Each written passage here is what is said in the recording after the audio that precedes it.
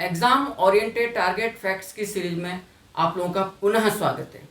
इस एपिसोड के अंदर हम राजा राम मोहन राय द्वारा स्थापित संस्थाओं के बारे में चर्चा करेंगे, जानकारी प्राप्त करेंगे।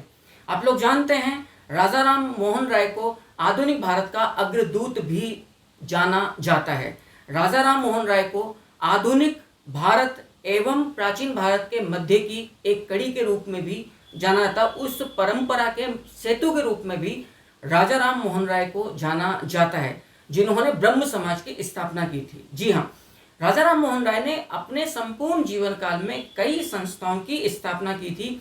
इनमें पहली संस्था आत्मीय सभा है। आत्मीय सभा से ही ब्रह्म समाज का जन्म हुआ था।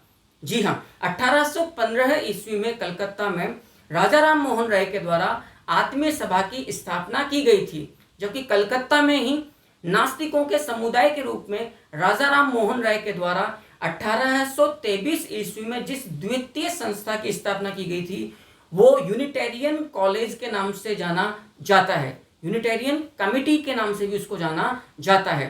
राजा राम मोहन राय ने 1825 ईस्वी में कलकत्ता में अपने विचारों के प्रसार हेतु, उनके शिक्षण हेतु वेदांत कॉलेज की स्थापना की थी। जबकि राजा राम मोहन राय की जो ख्याति हुई वो उनकी प्रसिद्ध संस्था ब्रह्म समाज के संस्थापक के रूप में भारत के अंदर प्राप्त हमें होती है। राजा राम मोहन राय ने 20 अगस्त 1828 ईस्वी को कलकत्ता में ब्रह्म सभा या ब्रह्म समाज के रूप में अपनी प्रसिद्ध संस्था का स्थापना किया था। ब्रह्म समाज, जिसे ब्रह्म सभा के नाम से भी जाना जाता है, उसका उद्देश्य था आधुनिक भारत में बौद्धिक सुधार आंदोलन करना। इस प्रकार से राजा राम मोहन राय द्वारा स्थापित ब्रह्म समाज या ब्रह्म सभा आधुनिक भारत का पहला बौद्धिक सुधार आंदोलन एवं सभी सामाजिक, धार्मिक, राजनीतिक आंदोलनों की अग्रदूत संस्था के रूप में भी जानी जाती है। ब्रह्म समाज का मुखपत्र देवेंद्रनाथ टैगोर द्वारा प्रकाशित तत्वबोधिनी नामक पत्रिका थी। तत्वबोधिनी पत्रिका मुखपत्र थी जो देवेंद्रनाथ टैगोर के द्वारा आरंभ की गई थी ब्रह्म समाज के मुखपत्र के रूप में। याद रखिएगा, ब्रह्म समाज की तरफ से ही 1840 ईस्वी में कलकत्ता में तत्वबोधिनी नामक स्कूल की स्थापना की थी, जिसमें अक्षय कुमार दत्त नामक प्रसिद्ध शिक्षक आचार्य के रूप में स्थापित हुए थे।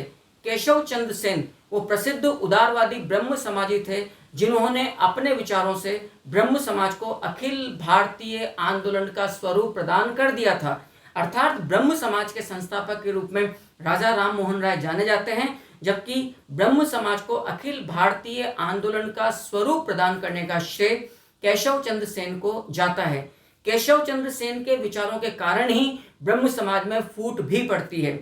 ब्रह्म समाज में फूट 1865 ईस्वी में तब पड़ती है जब देवेंद्रनाथ टैगोर समाज सुधार की दिशा में धीमी चलो की नीति के पक्षधर थे, धीरे चलो की नीति के पक्षधर थे एवं हिंदू समाज के साथ अपना जुड़ाव बनाए रखना चाहते थे।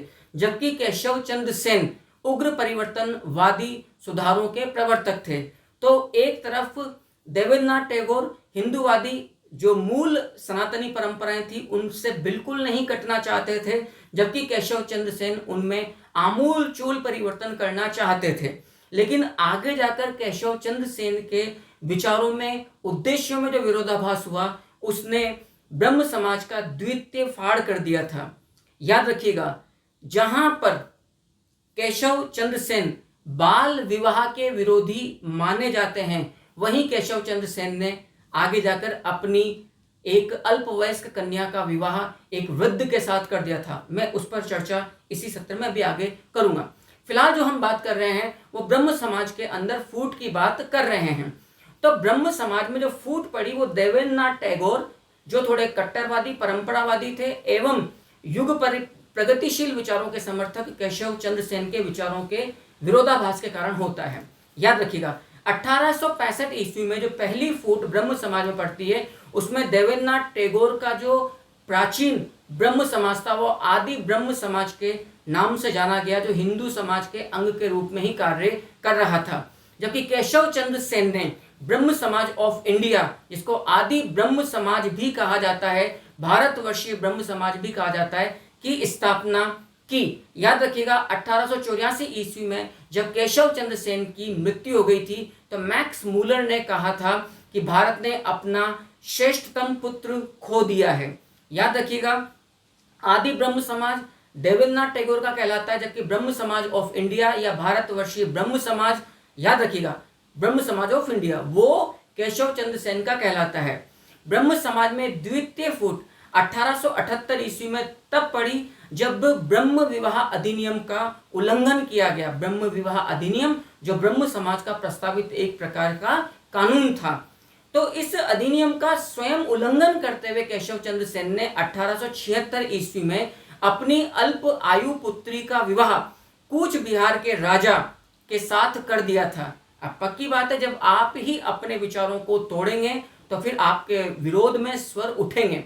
यही ब्रह्म समाज में द्वितीय विघटन का कारण बना जब आनंद मोहन बोस ने साधारण ब्रह्म समाज की स्थापना कर दी। इस प्रकार से 1865 में पहली फूट पड़ी जब देवेंद्रनाथ टैगोर का आदि ब्रह्म समाज से अलग होकर केशव चंद्र सेन ने ब्रह्म समाज ऑफ इंडिया भारतवर्षीय ब्रह्म समाज की स्थापना करी।